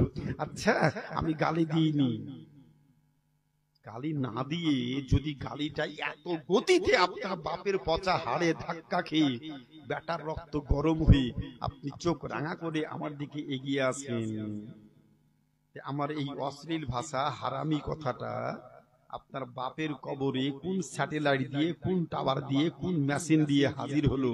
দয়া করে ওই মেশিন, টাওয়ার, স্যাটেলাইটের নামটা একটু বলেন তো। কথা বুঝতে পেরেছেন আপনারা? ও বলছে যে হুজুর কান ধরে তওবা করছি, বাপ মরেছে 5 বছর, 5 টাকা দান করিনি। আজকেও স্টেজে সভাপতি, 10 টাকাও দান করিনি, কোনোদিনই দান করিনি। আর বাপ মায়ের জন্য আমি বাড়িতে মিলাদ মাহফিলও করিনি, যাওয়ার রাস্তাই তো নাই, শুধু মৌলবীদের পকেট ভর্তি করা। আজকে বুঝে নিলাম হারামি কথা যদি এত গতিতে বাপের কবরে গিয়ে আমার রক্ত গরম হয়। দৃঢ় বিশ্বাস আমাদের দেশের আলিম ওলামারা কোরআন শরীফ তেলাওয়াত করার পর, ফাতিহা শরীফ করার পর, তাওয়াল্লুদ শরীফ পড়ার পর, কোরআন তেলাওয়াত, তাসবিহ তাহলিল করার পর, কোরআন খতম করার পর, দরুদ শরীফ সওয়াবে রেসানি করার পর বাপ মার জন্য দোয়া করে। গালি যদি এত গতিতে যায়, দৃঢ় বিশ্বাস অশ্লীল শব্দ গালির থেকে 70 লক্ষ গুণ বেশি গতিতে আমাদের দোয়া, কালাম, সাদকা, যাবতীয় বিষয়াদি পিতা মাতার কবরে গিয়ে হাজির হবে। জোরে মুহাব্বতে বলি সুবহানাল্লাহ। আর আজকে সেই উদ্দেশ্য তো মহতি মাহফিল নাই না? এই বাড়ির কি নাম? মুজিবুর রহমানের স্ত্রী ইহজগৎ ত্যাগ, আচ্ছা মুজিবুর রহমানের স্ত্রী ইহজগৎ ত্যাগ করে পরলোক গমন করেছেন। তার রুহি মাগফিরাতের উদ্দেশ্যে এই যে এত বড় আয়োজন, আপনাদের উপস্থিতি, এতগুলো লোকজনকে নিয়ে দোয়ার মাহফিল। আজকের দিনে দুয়া বিরোধী মতবাদের বহু আইরেট মৌলবীর আমদানি হয়েছে। বাপ দোয়া করার দলিল নাই, খোঁজ করে পাচ্ছে না। আল্লাহ বলছে কোরআনে, ফাইদা ফারাগতা ফানসাব ওয়া ইলা রাব্বিকা ফারগাব, যখন তোমরা নামাজ সমাপ্ত করবে তখন তোমরা বেশি বেশি করে দোয়া করো। আল্লাহ বলছে দোয়া করো। আর কোরআন না বুঝে কিছু বলবি, বলছে দোয়া করার দলিল নাই। নবী ১৫০০ বছর পূর্বে বললেন, আর দোয়া ও সিলাহুল মুমিনিন, মুমিনদের জন্য আল্লাহ প্রাপ্তির একমাত্র হাতিয়ার হচ্ছে দোয়া। আল্লাহ বলছে ওয়াদউনি আস্তাজিবু লাকুম, বান্দা তোমরা আমার নিকটে প্রার্থনা করো, আমার কাছে দোয়া চাও, আমি তোমাদের প্রত্যেকের দোয়া প্রার্থনা কবুল করি। আমার কাছে চাও। আমি যেই কথাটা বলতেছিলাম, সূর্যের কাছে গিয়ে বলছে তুমি আমাকে দাও, চন্দ্রের কাছে বলছে তুমি আমাকে দাও, কুকুর হনুমান বাদর সবার কাছে তুমি দাও, পাথরের কাছে তুমি দাও। আল্লাহর কাছে যারা চাইলো তারা পেল, আল্লাহ ছাড়া অন্যর কাছে চাইলে কিছু কি পাওয়া যাবে? বাপ আল্লাহ বলেছেন ওয়াদউনি, আমার কাছে চাও, ওয়াদউনি, আমার কাছে প্রার্থনা করো, আমার নিকটে প্রেয়ার করো, আমি তোমাদের প্রত্যেকের দোয়া প্রার্থনা কবুল করি। আল্লাহ যারা আল্লাহর কাছে চাইবে আল্লাহ অবশ্যই কবুল করবে, আর যারা আল্লাহ ছাড়া অন্যর কাছে চাইলো আল্লাহ বলবে বান্দা আমার কাছে চাইতেই তো পারলি না, তো আমি আল্লাহ দিব কেমন করে? চাওয়ার কথা আমার কাছে চাইলি হনুমান বাদর কুকুর শিয়াল, অন্যর কাছে চাইলি, যারা আমার কাছে চাইলো তারা পেল, আমাকে ছাড়া যারা অন্যর কাছে চাইলো ও চাওয়াই হলো, আমার পর্যন্ত আসতে পারলো না, পেল। কথা বুঝতে পেরেছে? সুস্পষ্ট কোরআন থেকে বক্তব্য দিলাম, কোরআন হাদিসের বাইরে একটা কথা বলিনি, মন গড়া তথ্য পরিবেশন কোথাও করি না। সময় সাপেক্ষ অনেক বলবো ভেবেছিলাম, বাড়ি থেকে ভেবেছিলাম, কিন্তু রাত্রিটা যেহেতু বেশি, অনেক রাত্রি হয়ে গিয়েছে, আপনাদের আর কষ্ট দেব না, একেবারে বলবো। কিছু বলছেন? সবাই মন তো বলবে না, রাত্রি হচ্ছে যখন। আল্লাহু আকবার। আমি তো বক্তব্য রাখতেই পারলাম না, কারণ সূচনাই করলাম, আমার কেমন করে মনে হয় ১.৫ ঘন্টা টাইম পার হয়ে গেছে বা ২ ঘন্টা কাছাকাছি হয়ে গিয়েছে। আমি সূচনার মধ্যে সবার শেষ পর্যায়ে চলে এসেছি। আমি আয়াতে কারিমা তেলাওয়াত করেছিলাম, ইয়া আইয়ুহাল্লাযীনা আমানুত্তাকুল্লাহ, হে ঈমানদারগণ তোমরা আমাকে ভয় করো। ভয়, একটা হাদিস মনে পড়ল, তোমরা আমার কাছে ভয় করো। ভয়, রক্ত মাংস দেহ যার, তার আছে ভয়। রক্ত মাংস থাকলেই তার মধ্যে ভয় থাকবে, ভয় ভীতি। ভয় হয় ২-৩ ধরনের ভয়। ১ নাম্বার ভয় চোর ডাকাতের ভয়, হিংস্র পশুর ভয়, পুলিশ প্রশাসনের ভয়, গ্রামের দুষ্কৃতী মাস্তানদের ভয়, হয় না? ভয় হয় বিভিন্ন ধরনের ভয়। আল্লাহ কোন ভয়ের কথা বলেছেন একটু ব্যাখ্যা খান্দি, ব্রেনে কথাটা ঢুকে যাবে। ইয়া আইয়ুহাল্লাযীনা আমানুত্তাকুল্লাহ, ইয়া আইয়ুহাল্লাযীনা আমানুত্তাকুল্লাহ, হে ঈমানদারগণ তোমরা আমাকে ভয় করো। ভয়, আমি এই ইসলামপুর, শ্রীরামপুর, বাহাদুরপুর, উত্তর লক্ষ্মীপুর, মোথাবাড়ি, গঙ্গা প্রসাদ, ওই ওদিকে আরো অনেক মাদ্রাসা আছে, বহুবার এসেছি, প্রায় ৩০ বছরের মধ্যে কতবার এসেছি কোন পাড়াতে সঠিক বলতে পারবো না, গুনতি নাই। ওই এলাকাতে, মোথাবাড়ি এলাকাতে গিয়ে শুধু ভয় সম্পর্কে, ইত্তাকুল্লাহর উপরে, আমাকে মুফতি সাহেব ওখানকার কি নামটা মনে আসছে না, ইত্তাকুল্লাহ, ঘরে বলছে হুজুর আজকে কাউকে যোগ্য বিজ্ঞ মৌলবি ডেকেছি, আমরা একটা পয়েন্টের উপরেই ২ ঘন্টা বক্তব্য সবারই কাছে শুনবো, আপনি আমাকে যেটা দিবেন সেটা বলুন, অসুবিধা নাই, আমি অন্যদিকে যাব না, একটার উপরই বলবো যে আপনাকে দেওয়া হয়েছে তাকওয়া, পরহেজগারি, ইত্তাকুল্লাহ। আমি ইনশাআল্লাহ হবে, আর বাইরে একটাও যাব না। আমি সময় সাপেক্ষ বলেছিলাম সেই দিন, কথাটা মনে আছে, ইত্তাকুল্লাহ, আমাকে ভয় করো। ভয়, ভয়ের ব্যাখ্যা দিচ্ছেন ইমামে বুখারী রাহমাতুল্লাহ আলাইহির উস্তাদ হযরতে আব্দুর রাজ্জাক রাহমাতুল্লাহ আলাইহি, উনার উস্তাদের নাম হযরতে আব্দুর রহমান সাহাবী রাহমাতুল্লাহ আলাইহি।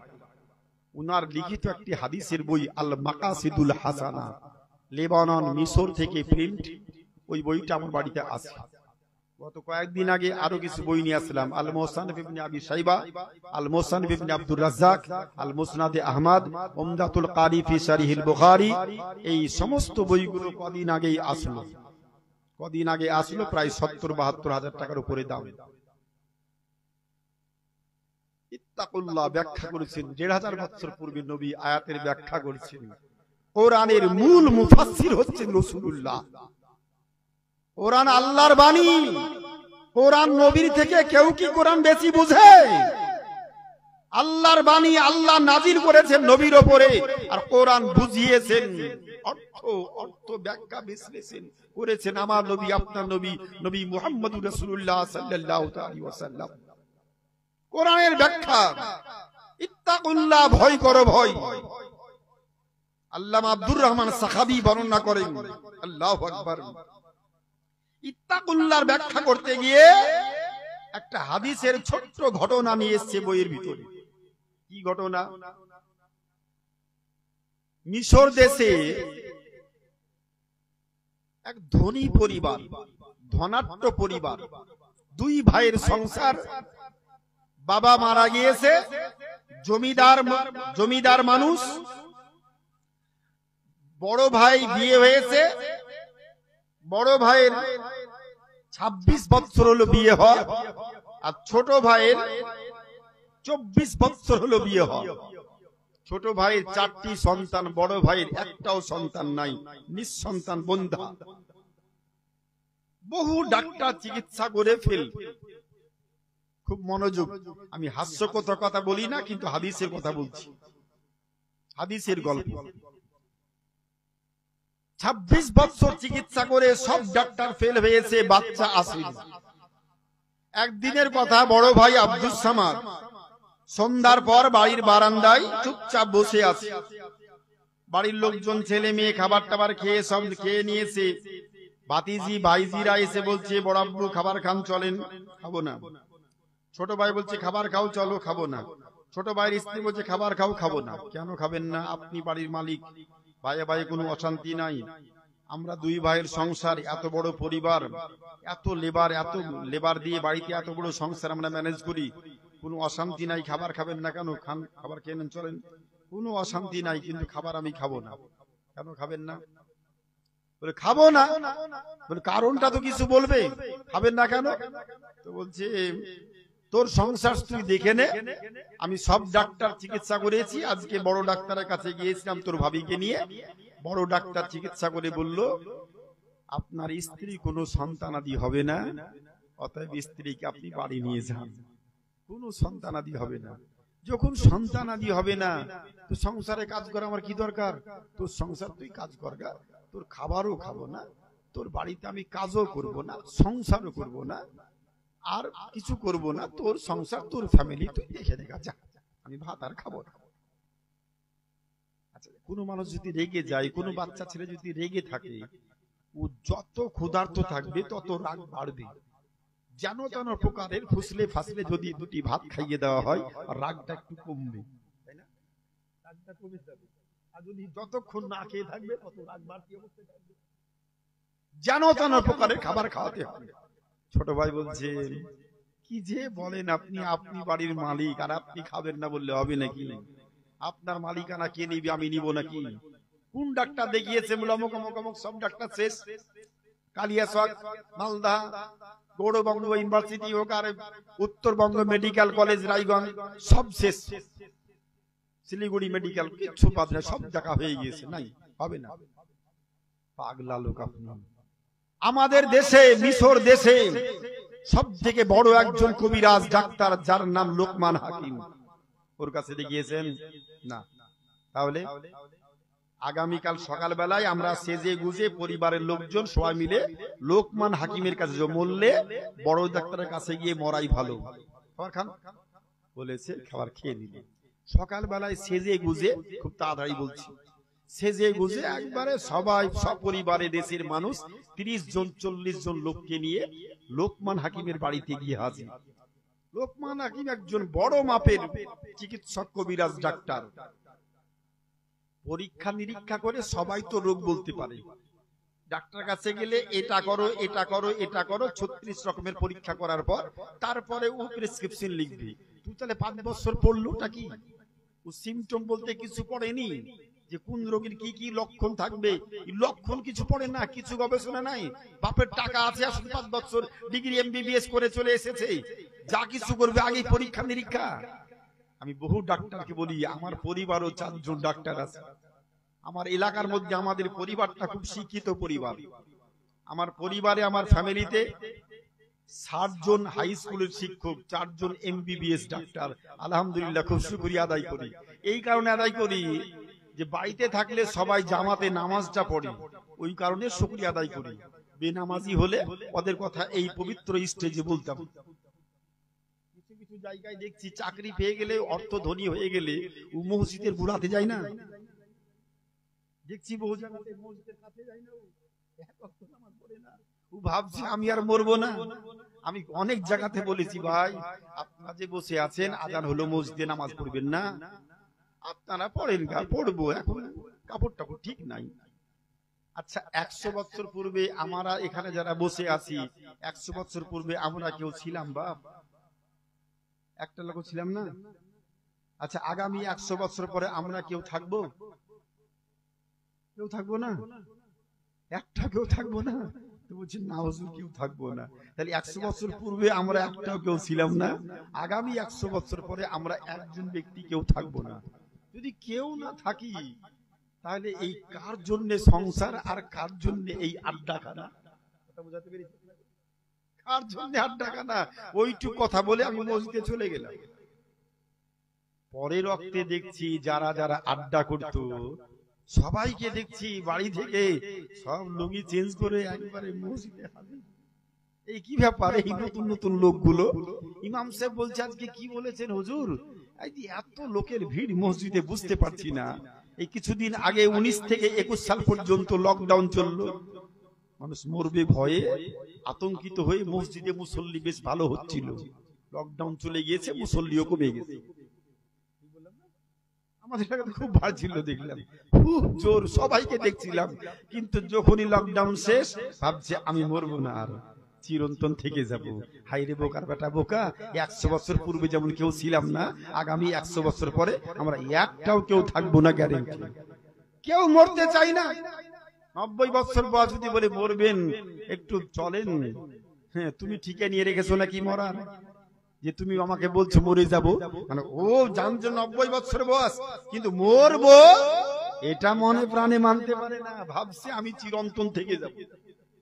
অত সহজ। কুল্লু নাফসিন যায়িকাতুল মাউত, every soul is to taste, every soul is to taste the death. প্রতিটি আত্মাকে মৃত্যুর স্বাদ গ্রহণ করতে হবে চিরন্তন, এখানে কোনো ভেজাল নেই।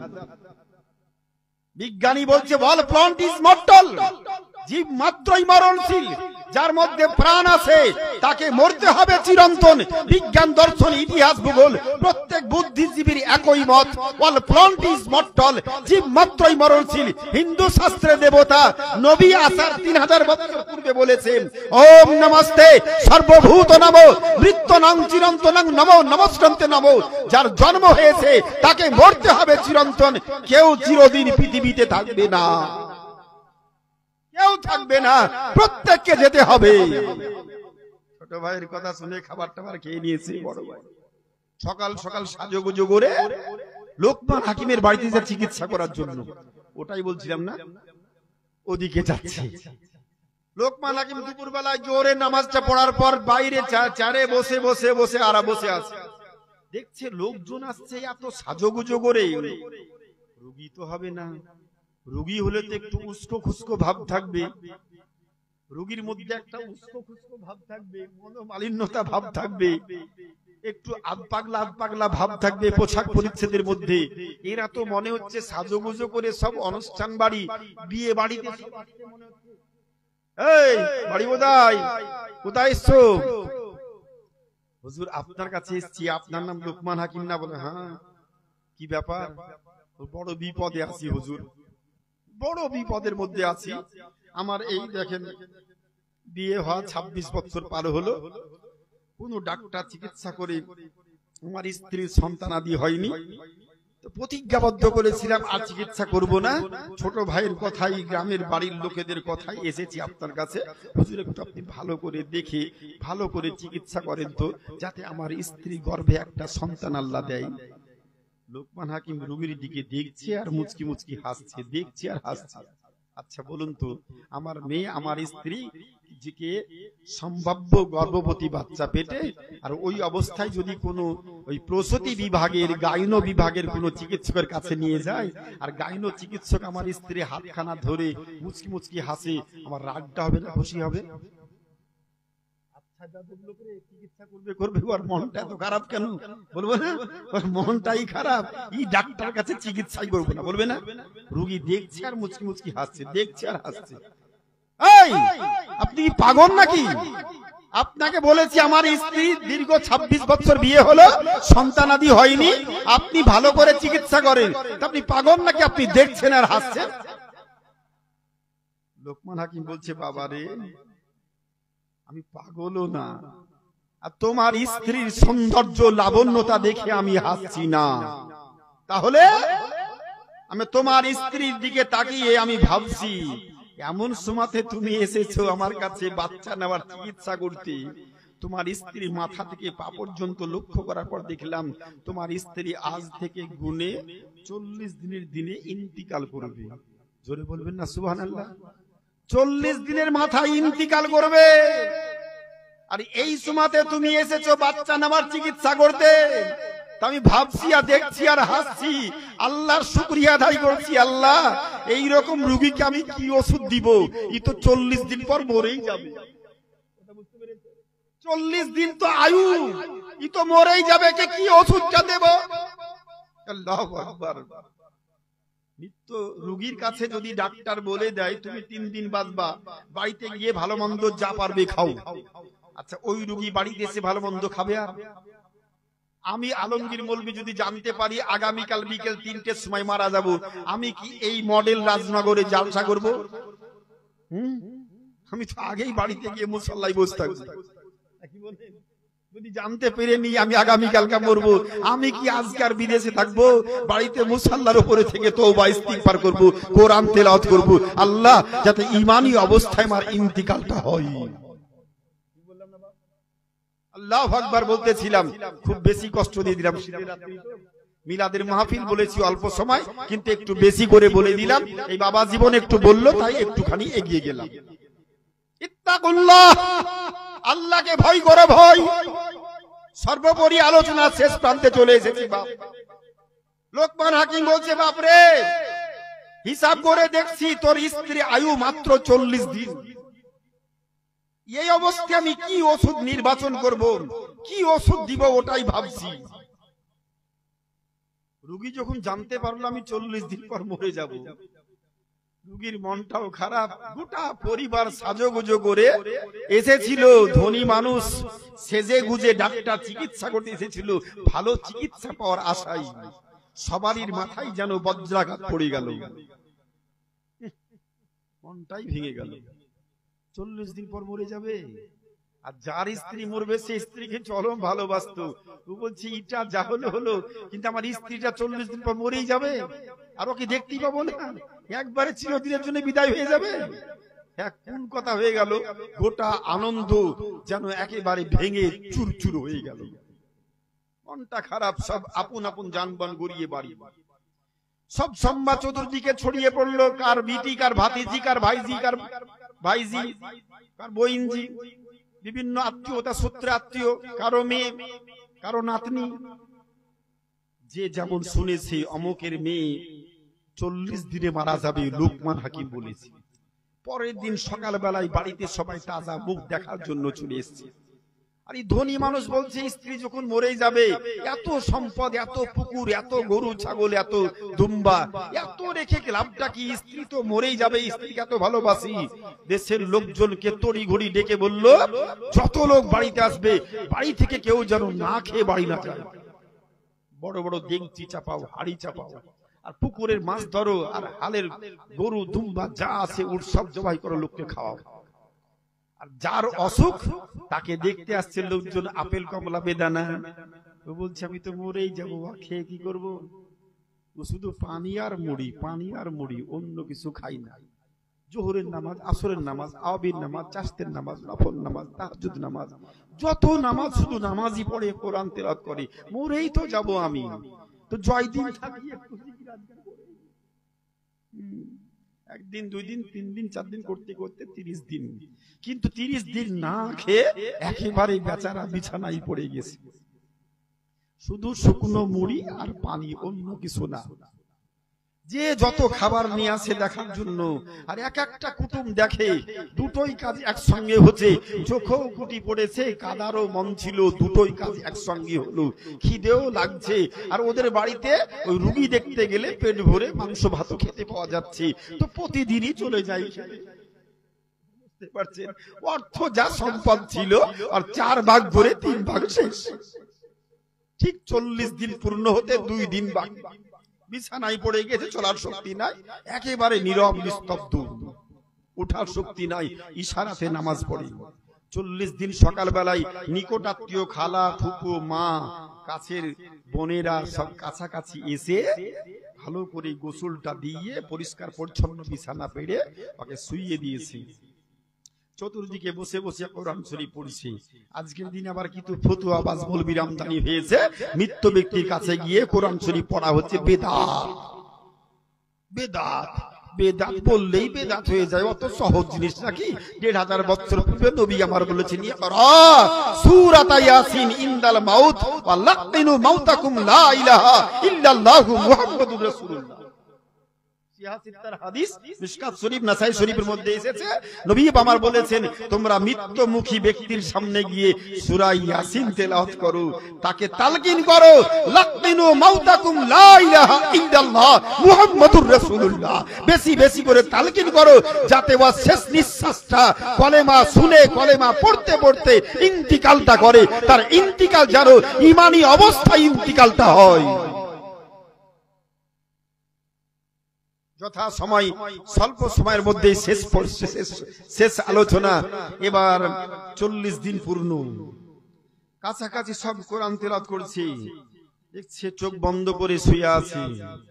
জোহরের আজান হয়ে গেল মসজিদে, আর মা গায়ে হাত দিয়ে বলছে আফরোজা, তাকাচ্ছে মানে মরেনি, আবার চোখ বন্ধ। আসর আজান হয়ে গেল, ডাকছে আফরোজা, তাকাচ্ছে মানে মরেনি। মাগরিব আজান হয়ে গেল, তাকাচ্ছে মানে মরেনি। এশার আজান হয়ে গেল, তাকাচ্ছে মানে মরেনি। ব্যাপারটা কি? স্বামী এসে বলছে, কাজে তো সব গন্ডগোল হয়ে গেল। এত বউকে ভালোবাসি, বউয়ের ভালোবাসার জন্য লোকমান হাকিমের কথা শুনে 4 ভাগ করে 3 ভাগ সম্পত্তি আল্লাহর রাস্তায় দান করে দিল।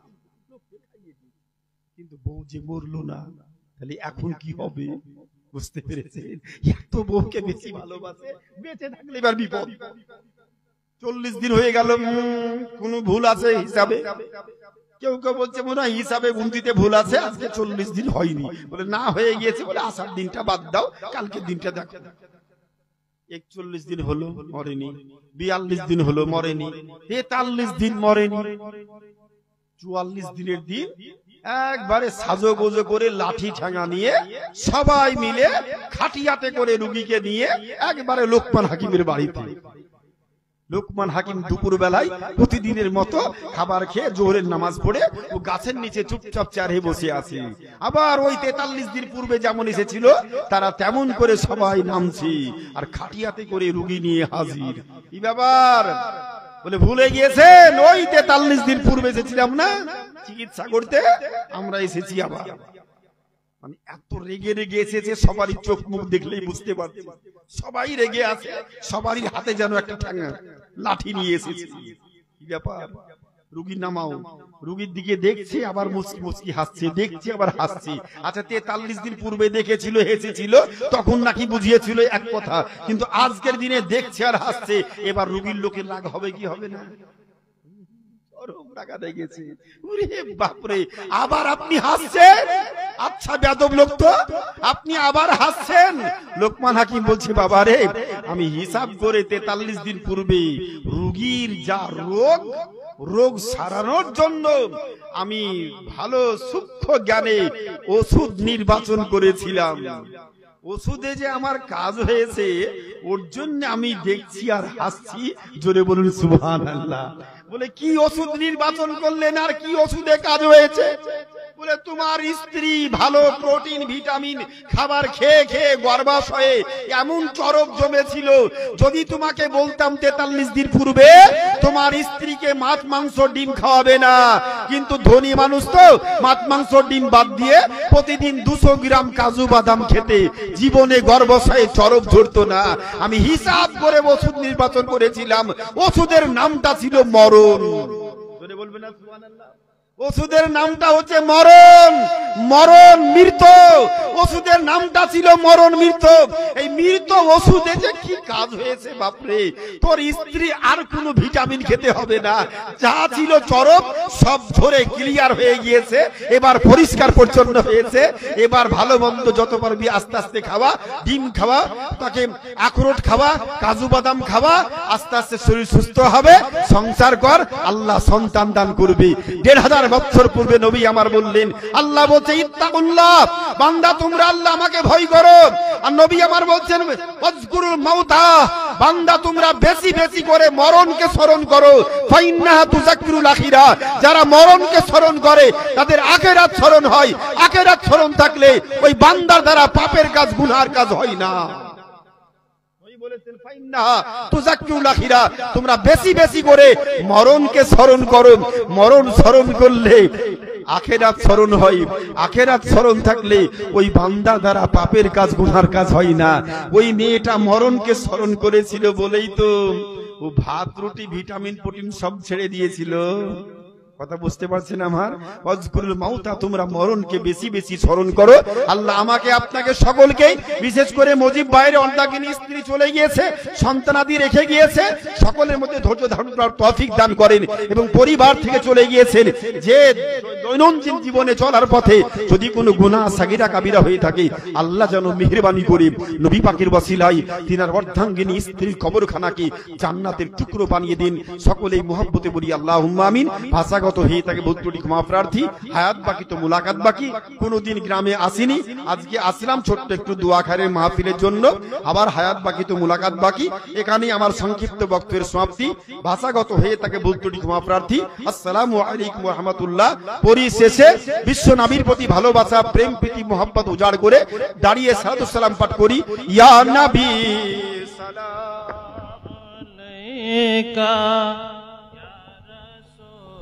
সালাম আলাইকা ইয়া হাবিব,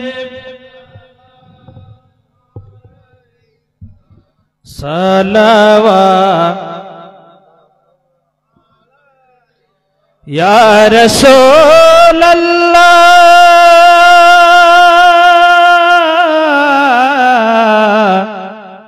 ইয়া হাবিব, ওহুদ যুদ্ধের পারে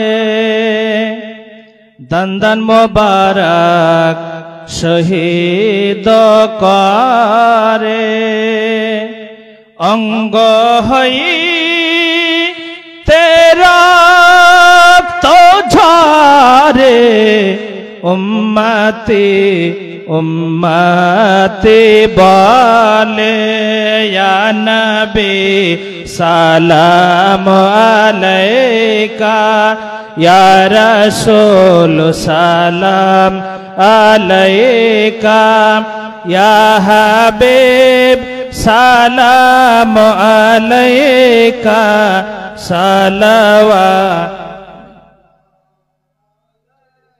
ইয়া রাসূলুল্লাহ, ইয়া হাবিব,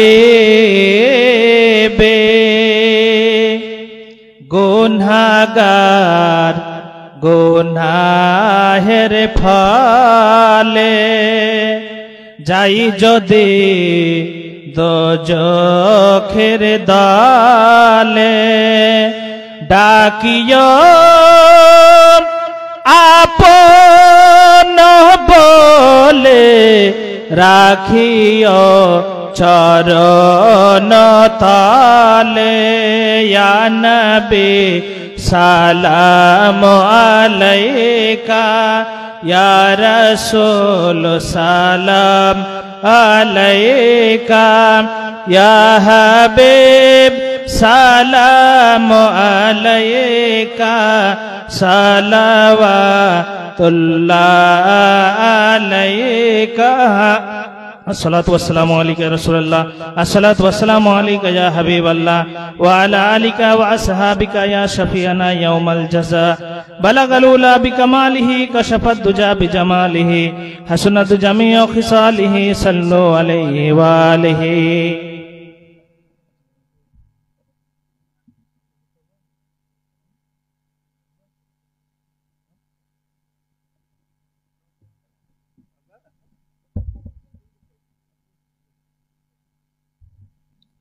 أعوذ بالله من الشيطان الرجيم بسم الله الرحمن الرحيم لقد جاءكم رسول من أنفسكم عزيز عليه ما أنتم حريص عليكم بالمؤمنين رؤوف رحيم فإن تولوا فقل حسبي الله لا إله إلا هو عليه توكلت وهو رب العرش العظيم بسم الله الرحمن الرحيم قل يا أيها الكافرون لا أعبد ما تعبدون ولا أنتم عابدون ما أعبد ولا أنا عابد ما عبدتم ولا أنتم عابدون ما أعبد لكم دينكم ولي دين بسم الله الرحمن الرحيم قل هو الله أحد الله الصمد لم يلد ولم يولد ولم يكن له كفوا أحد بسم الله الرحمن الرحيم قل هو الله أحد الله الصمد لم يلد ولم يولد ولم يكن له كفوا أحد بسم الله الرحمن الرحيم قل هو الله أحد الله الصمد لم يلد ولم يولد ولم يكن له كفوا أحد بسم الله الرحمن الرحيم قل أعوذ برب الفلق من شر ما خلق ومن شر غاسق إذا وقب ومن شر النفاثات في العقد ومن شر حاسد إذا حسد بسم الله الرحمن الرحيم قل أعوذ برب الناس ملك الناس إله الناس من شر الوسواس الخناس الذي يوسوس في صدور الناس من الجنة والناس بسم الله الرحمن الرحيم الحمد لله رب العالمين الرحمن الرحيم مالك يوم الدين إياك نعبد وإياك نستعين اهدنا الصراط المستقيم صراط الذين أنعمت عليهم غير المغضوب عليهم ولا الضالين آمين بسم الله الرحمن الرحيم ألف لام ميم ذلك الكتاب لا ريب فيه هدى للمتقين الذين يؤمنون بالغيب ويقيمون الصلاة ومما رزقناهم ينفقون والذين يؤمنون بما أنزل إليك وما أنزل من قبلك وبالآخرة هم يوقنون أولئك على هدى من ربهم وأولئك هم المفلحون وإلهكم إله واحد لا إله إلا هو الرحمن الرحيم إن رحمة الله قريب من المحسنين وما أرسلناك إلا رحمة للعالمين ما كان محمد أبا أحد من رجالكم ولكن رسول الله خاتم النبيين وكان الله بكل شيء عليما إن الله وملائكته يصلون على النبي يا أيها الذين آمنوا صلوا عليه وسلموا تسليما اللهم